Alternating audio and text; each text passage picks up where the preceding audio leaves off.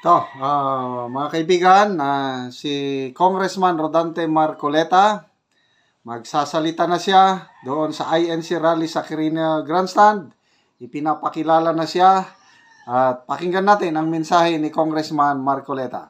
Alagahan ng pagpapairal at pagsunod sa rule of law na siya pong sandigan ng kapayapaan tungo sa ikalulutas ng maraming problemang kinakaharap ng ating bansa. Atin pong pakinggan ang isa po nating kapatid na abogado. Narito po si kapatid na Rodante Marcoleta.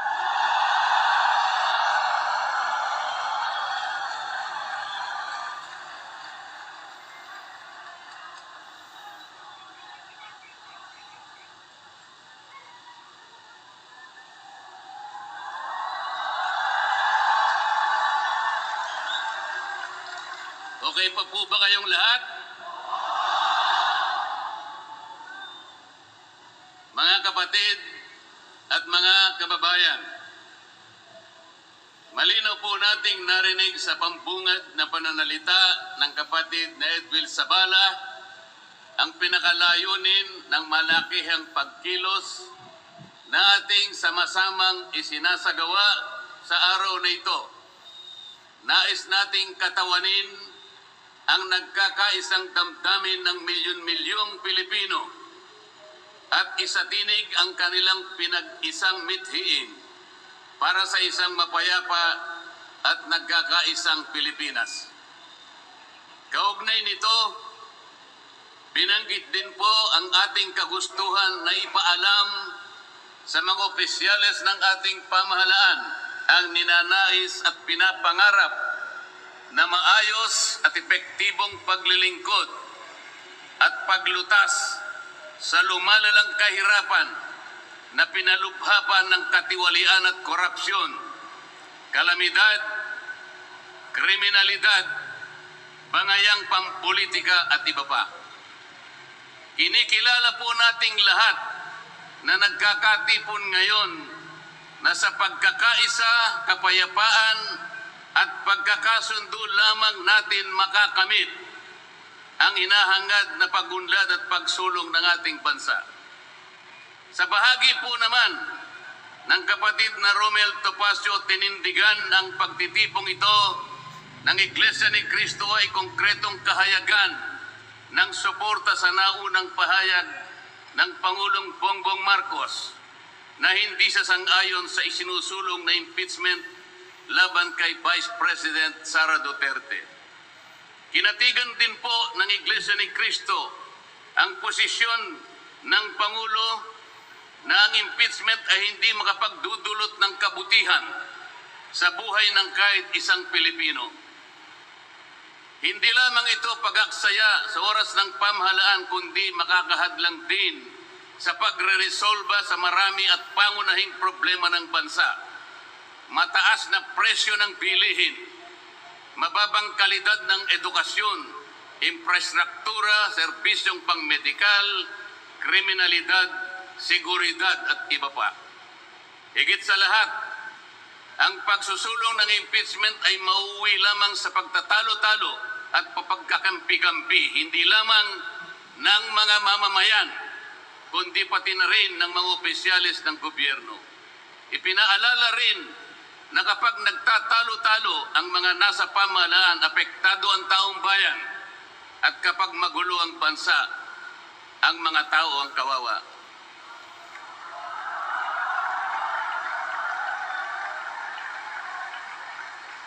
Lagyan po natin ng konteksto ang dalawang pagpapahayag na nauna upang lalong mabigyan ng diin ang kahalagahan ng pagkakaisa, pagkakasundo at kapayapaan sa ikalulutas ng panganib na dulot ng kahirapan dahil sa lumulubhang katiwalian, korupsyon, kalamidad at lalo lamang napabibigat ang buhay at pamumuhay ng ating mamamayan. Sa isang ulat balita ng periodikong Philippine Star, 4 na araw nang nakararaan ay ganito ang sinasabi. Based on a recent SWS survey, an estimated 17.4 million Filipino families considered themselves poor in the last quarter of 2024. This number represents 63% of the surveyed respondents, the highest self-rated poverty in 21 years.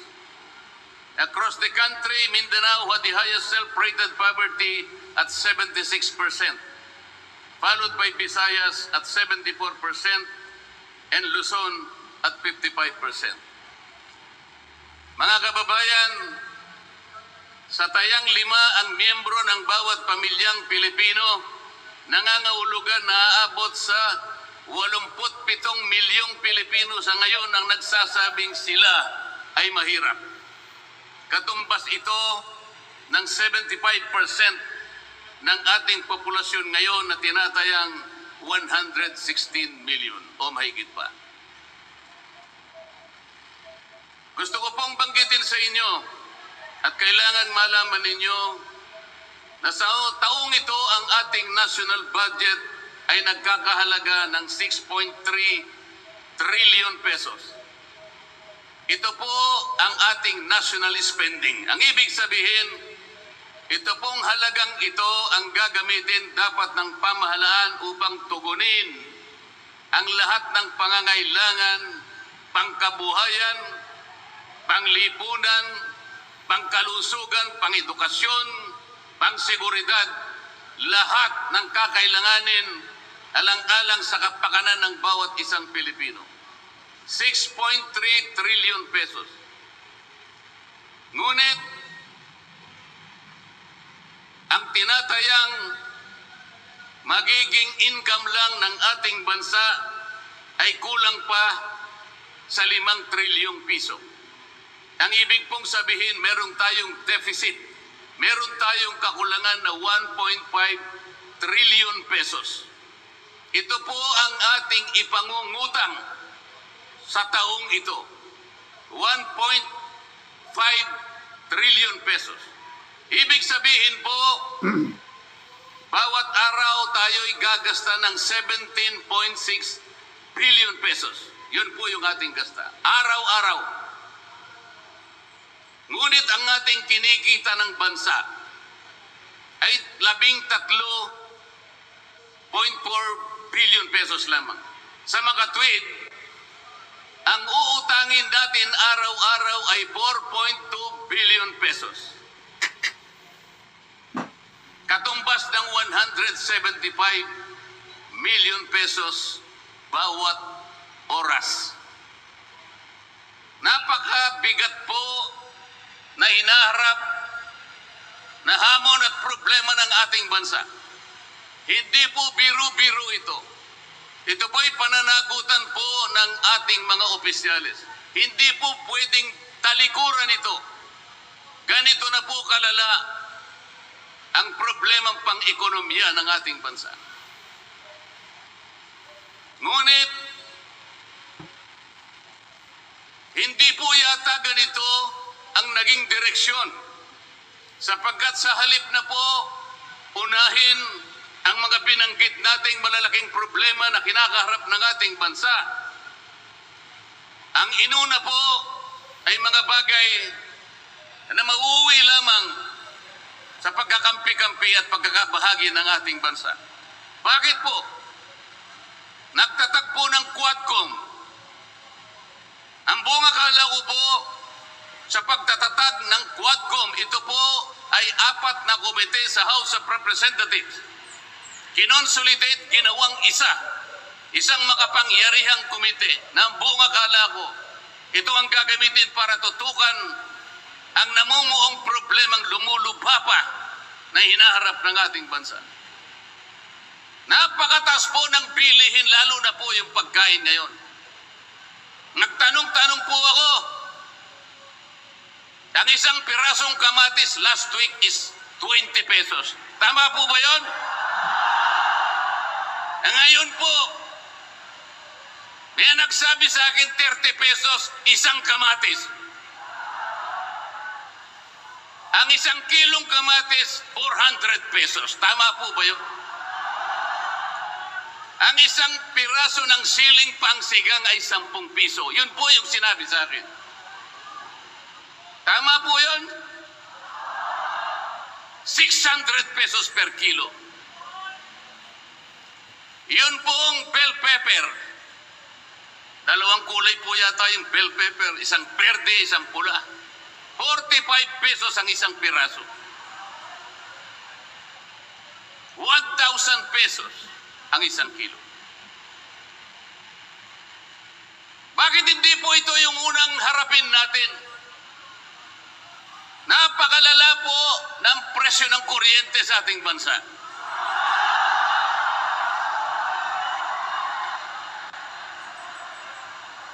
Meron po akong isinulong na 10 panukalang batas na ang tanging layunin ay ibaba ang kuryente sa bansang ito.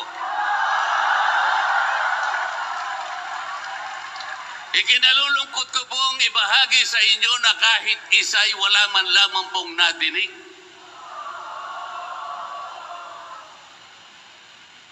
Ano po yung dininig pinatawag ang dating Pangulong Duterte, pinatawag ng Quadcom? At ang ginamit na pamamaraan ay yung isinasaad sa saligang batas, inquiry in aid of legislation. Natupad po ba yung inquiry in aid of legislation? Paano po in aid of legislation kung ang tatawagan nilang resource persons para humarap sa paglilitis na yon ay puro kalaban ng dating Pangulo? Alam po ninyo lahat yon. Pinagtatanong nila yung Pangulo base doon sa mga sinumpaang salaysay at affidavit nung kanyang mga inusig nung kanyang panahon sa war on drugs. Hindi naman ipinatawag ang mga taong maaring makapagbigay sa kanya ng tulong upang ipaliwanag ang war on drugs. Hindi ipinatawag ang mga Solicitor General sa kanyang panahon. Hindi ipinatawag ang mga Chief PNP upang magpaliwanag kung ano ang war on drugs. Puro kalaban ng dating Pangulo. Yung mga abogadong kasama niya para magtanggol sa kanya, hindi pwedeng magsalita. Sapagkat ang tuntunin sa mga komite, ikaw ay papayagan lamang para payuhan mo ang kliyente mo sa kanyang karapatan. Ngunit paano mangyayari na ang kliyente nila ay papayuhan sa kanyang karapatan kung bubulungan lang siya, ay makikita siya ng isang chairman doon. Attorney, huwag mong bubulungan yan. Iko-contempt kita.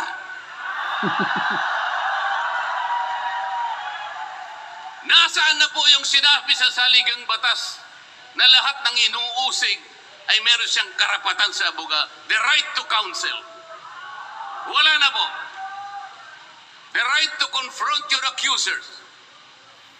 Wala po mga accuser doon. Ang ginagamit po ay mga sinumpang salaysay, hindi man lang i-authenticate, ipinalagay na totoo lahat ang nakasaad ng mga aligasyon. Anong gagawin ng isang tao sa harap ng ganito na walang rule of law at walang due process? Ito po ang pinag-umpisahan ng kaguluhan at pagkakahati-hati. Sa kagustuhan po nila na mausig ang dating Pangulo, ayaw po nilang pumunta sa korte, ayaw nilang pumunta sa piskal.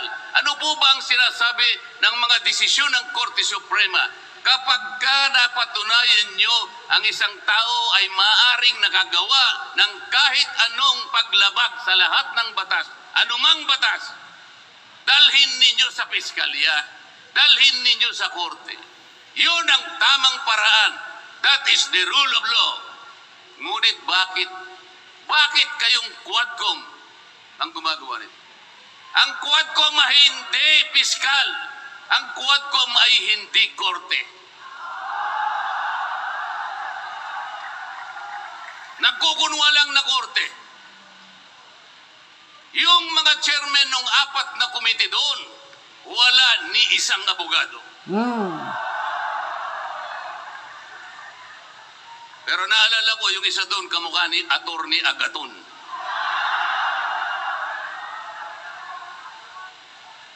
So sa halip na ang unahin ay yung kapakanan ng mamamayan, sa harap at liwanag ng napakaraming nakabantang panganib sa atin, sa ekonomiya, panglipunan, pangsiguridad, korupsyon, katiwalian, bakit ang inuuna ay usigin ng isang tao na hindi naman ipadataan sa tamang proseso ng batas? Pangalawa, tinawag po nila ang pangalawang Pangulo sa dalawang pagkakataon. Una po, nung magpipresent siya ng budget. Ang pinipresent po niyang budget ay budget for 2025. Akalain po ninyong ang gusto nilang tanungin ay yung pagkakagasta ng kanyang budget noong 2022 and 2023. Saan ka naman nakakita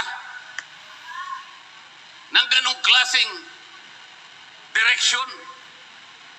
2025 ang dapat pag-usapan, ang kanilang pilit na itinatanong ay paggamit o paggasta niya noong 2022 at 2023. Ang sabi po ng Vice President, siguro na inis na rin, I forgo my opportunity to defend this 2025 budget and I leave it to the discretion of the House of Representatives as presented. Oh, ayaw pa nilang tanggapin. Nang ibig sabihin, ayaw ko nang idepensa sa inyo. Bahala na kayo. Kung anong gusto nyong ibigay sa akin, bahala na kayo. Ano pong ginawa nila? Hindi. Kinakailangang masagutin mo lahat ito. Walang exempted dito.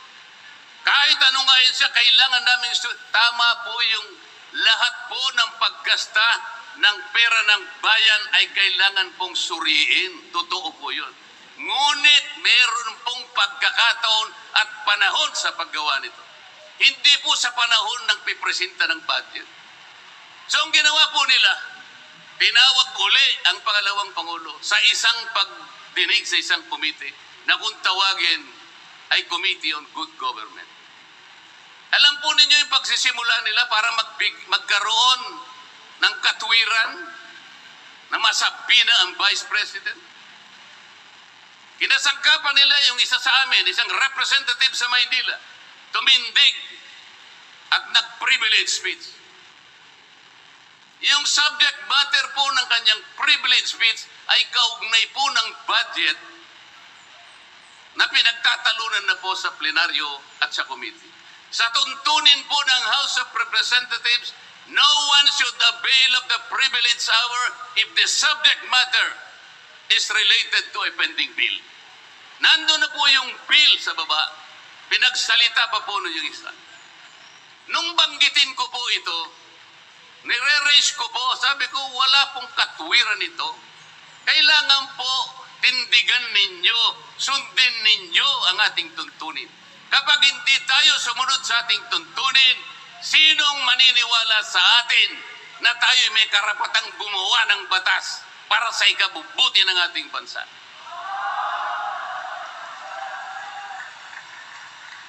Ang sabi po ng chairman, noted.